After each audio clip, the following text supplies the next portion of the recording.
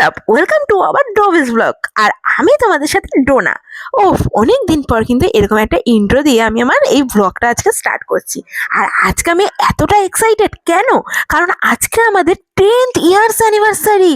আর সেটা কিরকম যেন চোখের নিমিষেই 10টা বছর মানে দেখতে দেখতে কেটে গেল।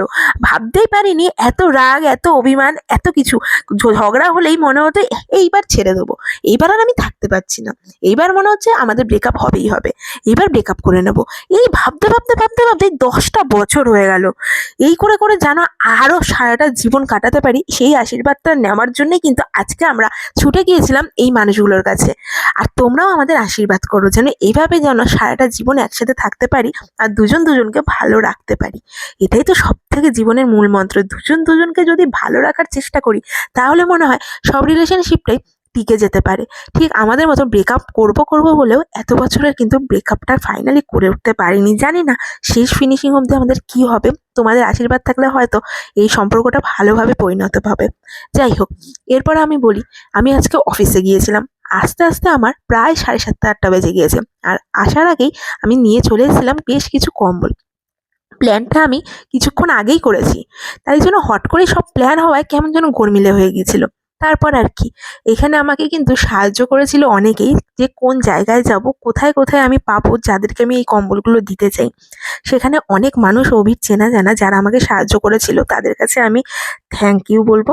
এবং এই বলে কিন্তু আজকে আমি যে আমার দিনটা এতটা ভালো কেটেছে, কম্বলটা দিয়ে এসেছি মোটামুটি রাত 10:30। তারপরে আমি এইখানে আসার পর কেক কাটিং হলো।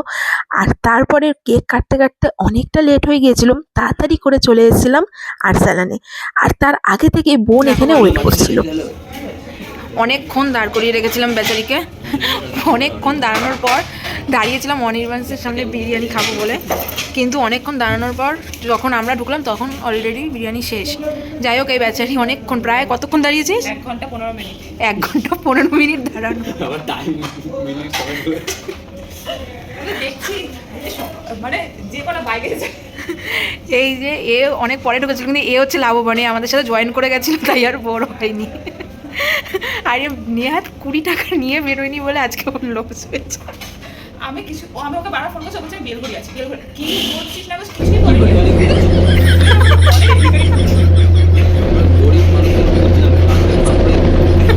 আমাদের একটা থেকে দরকার পাচ্ছি। যে কটা দোকানে বলেছি আমাকে ফোন পেতে ক্যাশ দেবে, ফোন পে নেই, ফোন পে নেই। তোকে দেখে কেউ বিশ্বাস করে তুই ক্রিমিনাল হতে পারিস। আর এই যে কিছু হলোই না। কেন কি ভেবেছিলাম, টিফিন গাড়িটাই পড়ে গেল। কি ভেবেছিলিস? আমি ভেবেছিলাম ভালো করে কেকটা কাটা হবে, দেন তারপর কম্বলটা ভরা হবে।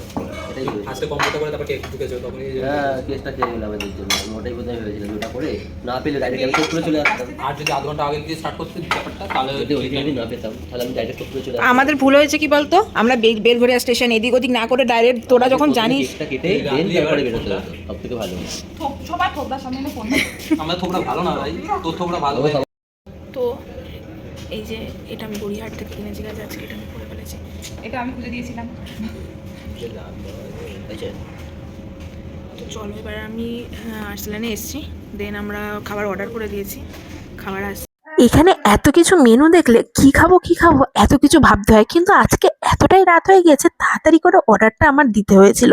কারণ আমারও দেখে খারাপ লাগছিল, বেচারা স্টাফগুলো মনে হচ্ছিল যে আমার জন্যই মনে হয় দাঁড়িয়ে আছে।